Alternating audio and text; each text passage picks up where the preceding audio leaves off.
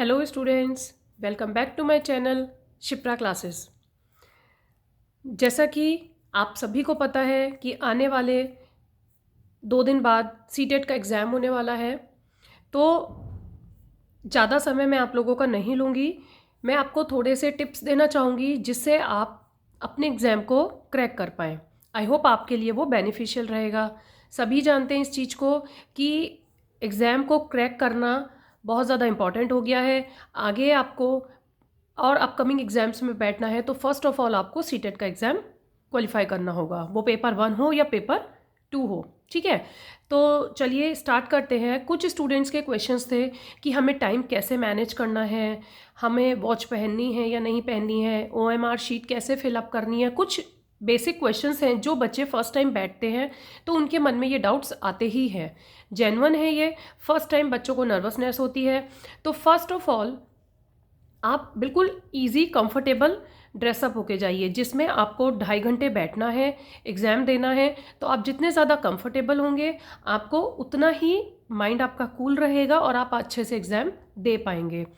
तो सबसे पहले आपके कपड़े बहुत कंफर्टेबल होने चाहिए, जो भी आप पहन के जा रहे हैं एग्ज़ाम में, ताकि आपको कंफर्ट फील हो। सेकेंडली, वॉच आपको पहनने की कोई नीड नहीं है, वहाँ वॉच होती है क्लासरूम में। अदरवाइज़ अगर आपको फिर भी पहननी है तो आप अपनी सिंपल वॉच पहन के जाइए। स्मार्ट वॉच आप लोगों को नहीं पहननी है, वहाँ कोई अलाउ नहीं होती है। कई बार सिंपल वॉच भी कुछ सेंटर्स पर वो लोग उतरवा लेते हैं, तो इसलिए मैं आपको यही सजेस्ट करूँगी कि आप वॉच मत पहन के जाइए। सबसे पहले आपको टाइम से पहुंचना है। आपको सेंटर पता चल गया होगा कि कहाँ सिटी है, सिटी एलोकेशन आ गई थी बहुत पहले ही। तो अभी आपका सेंटर कहाँ पर है वो पता करते ही आपको वहाँ पर कैसे पहुँचना है और टाइमली कैसे पहुँचना है, ये आपको ज़्यादा मैटर करता है। आपको एग्ज़ाम से पहले कितने बजे तक आपकी एंट्री होनी है वो आप अपने एंट्री कार्ड में देखिए, एडमिट कार्ड में, और उस अकॉर्डिंग जाइए। ठीक है, टाइमली आप पहुंच जाते हैं। उसके बाद में स्टेप आता है ओएमआर शीट को फिल करने का। अब ओएमआर शीट में बच्चे ये पूछते हैं कि ओएमआर शीट जब हम फिलअप करते हैं, नेम एंड ऑल अपनी डिटेल्स जब भरते हैं, तो क्या वो 2.5 घंटे में ही कवर होते हैं? नहीं, आपको वो फिल करने के लिए 5 से 10 मिनट एक्स्ट्रा मिलते हैं। पहले आपको 5 मिनट पहले आपको ओएमआर शीट दे दी जाएगी और आपसे कहा जाएगा आप अपनी डिटेल्स इसमें फिलअप कर लीजिए। तो फिलअप कैसे करनी है ये वीडियो भी मैंने आपको प्रोवाइड कर रखी है, किस तरीके से ओएमआर शीट को फिल करना चाहिए, क्योंकि फर्स्ट टाइम जो स्टूडेंट्स बैठेंगे उनको ये होता है कि कहीं हम ओएमआर शीट गलत ना भराएं। तो इस पर भी मैंने एक वीडियो बनाई है, अभी हम यहाँ पर उसका डिस्कशन नहीं करेंगे। तो वो आप जाइए चैनल पर और how to fill OMR sheet करके आप डालिएगा फ्रॉम शिप्रा क्लासेस, तो आपको मिल जाएगी। ठीक है, उसमें कुछ टिप्स भी बताए हैं कि किस तरीके से सही ओएमआर शीट आप भर सकते हैं ताकि आपको कोई कन्फ्यूज़न ना हो। ठीक है, अब आती है बात टाइम मैनेजमेंट की। आपको अपना एग्ज़ाम में टाइम कैसे मैनेज करना है। जैसे 5 सेक्शन है फर्स्ट पेपर में, 5 सेक्शन है सेकंड पेपर में, 2.5 घंटे आपको मिलते हैं। तो उनको आपको किस तरह से डिस्ट्रीब्यूट करना है, कौन सा सब्जेक्ट आपको पहले स्टार्ट करना है, कौन सा लास्ट में करना है, या अनसीन पैसेज कैसे सॉल्व करने हैं। तो अनसीन पैसेज सॉल्व करने की भी मैंने आपको छोटे छोटे से टिप्स और ट्रिक्स दे रखे हैं कि आप किस तरीके से अनसीन पैसेज को, हिंदी का हो या इंग्लिश का हो, आप उसको ईजिली और सही वे में कर सकते हैं। तो फर्स्ट ऑफ ऑल हम बात करेंगे पेपर 1 की। पेपर 1 में 5 सेक्शन होते हैं, आप सभी को पता है, CDP, Hindi, English, maths and EVS. ठीक है, तो सबसे पहले मुझे ऐसा लगता है कि सीडीपी सभी बच्चों की बहुत अच्छे से प्रिपेयर होगी। सीडीपी बच्चे बहुत अच्छे से प्रिपेयर कर लेते हैं और उसमें स्कोर भी अच्छा आता है, 25+ मोस्टली बच्चों का आ जाता है। तो आपको, अगर आप आधा आधा घंटा सारे सब्जेक्ट को देंगे तो वो गलत हो जाएगा कि आपने सोचा आधा घंटा सीडीपी को देंगे, आधा घंटा हिंदी को देंगे, तो ऐसा नहीं है।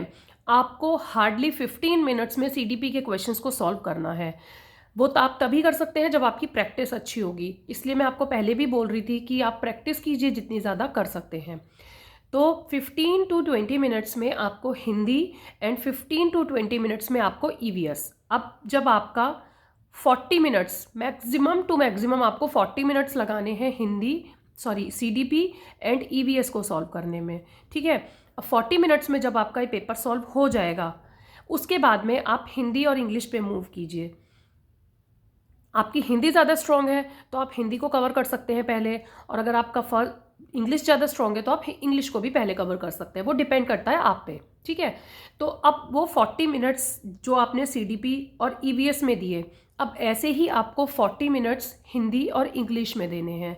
तो इस तरीके से आपको जो है लास्ट में मैथ्स का पार्ट सॉल्व करने के लिए टाइम ज़्यादा मिलेगा, क्योंकि पेपर 1 में कुछ स्टूडेंट्स ऐसे होते हैं जिनका मैथ्स वीक होता है, और कुछ स्टूडेंट्स ऐसे भी होते हैं जिनका मैथ्स बहुत ज़्यादा स्ट्रांग होता है, वो जल्दी कर भी लेते हैं। कई बार ऐसा होता है मैथ्स आते होते हुए भी हम लोग किसी क्वेश्चन में अटक गए।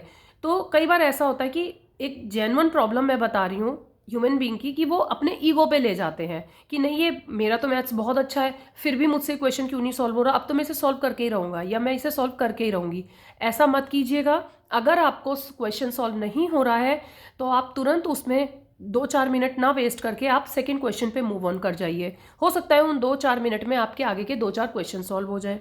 तो इसलिए एक क्वेश्चन पे आपको स्टक नहीं होना है, आपको नहीं रुकना है। तो इस तरीके से आप मैथ्स का पोर्शन जो है लास्ट में सॉल्व कीजिए, और कोशिश ये कीजिए कि 1 hour 45 minutes maximum to maximum 1.25 घंटे आपको जो है सारा पेपर सॉल्व करना है, और बाकी के 45 मिनट्स आपको मैथ्स में देने हैं। हो सकता है मैथ्स इजी आ जाए, इजी आता भी है, आप वो 20 मिनट्स में कर लें या आधे घंटे में कर लें, बट आपको टाइम इसी तरीके से मैनेज करना है। अब आप कहेंगे कि हिंदी और इंग्लिश में अनसीन पैसेज सॉल्व करने में टाइम चला जाता है। तो अगर आपने अनसीन पैसेज की पहले से प्रैक्टिस की है, मैंने आपको बताया था डेली एक अनसीन पैसेज सॉल्व कीजिएगा, जिससे आपके रीडिंग स्किल्स इंप्रूव होंगे। तो जिसने भी अनसीन पैसेज की प्रैक्टिस पहले से कर रखी होगी तो उसका अनसीन पैसेज भी बहुत जल्दी सॉल्व होगा।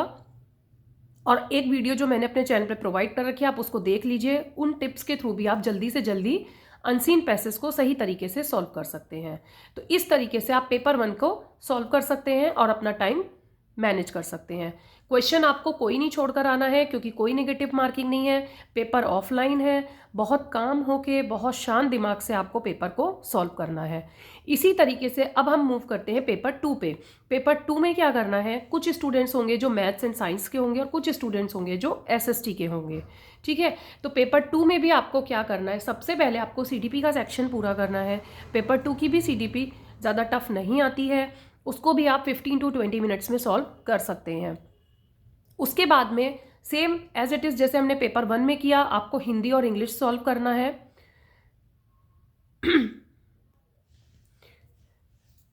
आपने पेपर 2 सॉल्व किया, पहले आपने सीडीपी सॉल्व की, फिर आपने हिंदी सॉल्व की एंड देन इंग्लिश सॉल्व की, ठीक है। आपका क्वेश्चन पेपर आपको ये भी जो है 1.5 घंटे में कंप्लीट करना है। हिंदी, इंग्लिश एंड सीडीपी 1.5 घंटा तो ज़्यादा हो जाएगा, कोशिश कीजिए 1.25 घंटे में आप ये पूरे तीनों पोर्शन या 1 घंटे में कवर कीजिए।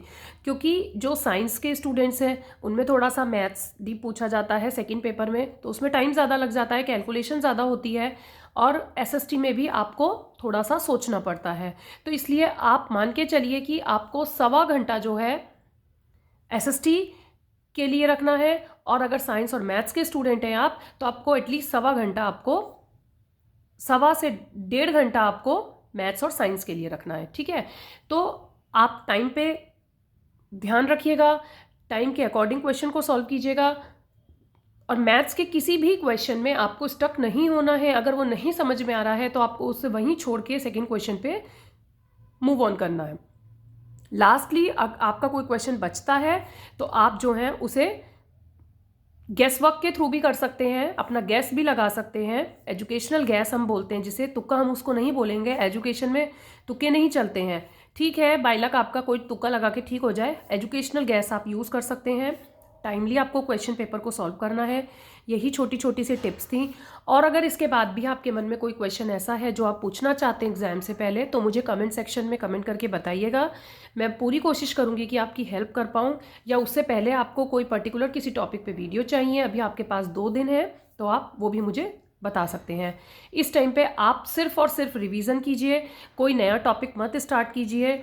आप मैथ्स के स्टूडेंट हैं तो मैथ्स के फॉर्मूलेस ज़्यादा से ज़्यादा रिवाइज कीजिए, और एसएसटी के हैं तो एसएसटी में जितना भी हिस्ट्री में ईयर्स होते हैं और जो भी बेसिक चीज़ें होती हैं, जो डायरेक्ट क्वेश्चंस पूछे जाते हैं, उन पे फोकस कीजिए, पेडागॉजी पढ़िए और ज़्यादा से ज़्यादा एमसीक्यूज सॉल्व कीजिए, पीवाईक्यूज सॉल्व कीजिए। अभी आपको नया कुछ नहीं पढ़ना है, सिर्फ अपनी सेल्फ स्टडी करनी है और अपने आप को बिल्कुल कूल रखना है, हेल्दी खाना है, हेल्दी अच्छी नींद लेनी है, तभी आप एग्ज़ाम में अच्छे से रिलैक्स होकर जा पाएंगे। पहले से ही स्ट्रेस लेके अगर आप जाएंगे तो एग्ज़ाम में भी आप अपना 100% नहीं दे पाएंगे। तो आई होप आप में से कुछ स्टूडेंट्स को ये वीडियो हेल्प करेगी। और अगर आपको कुछ और मुझसे जानना है एग्ज़ाम के रिगार्डिंग तो आप मुझसे कमेंट सेक्शन में कमेंट करके पूछ सकते हैं। वीडियो पसंद आई हो तो लाइक, शेयर एंड सब्सक्राइब करना मत भूलिएगा। Thank you for watching.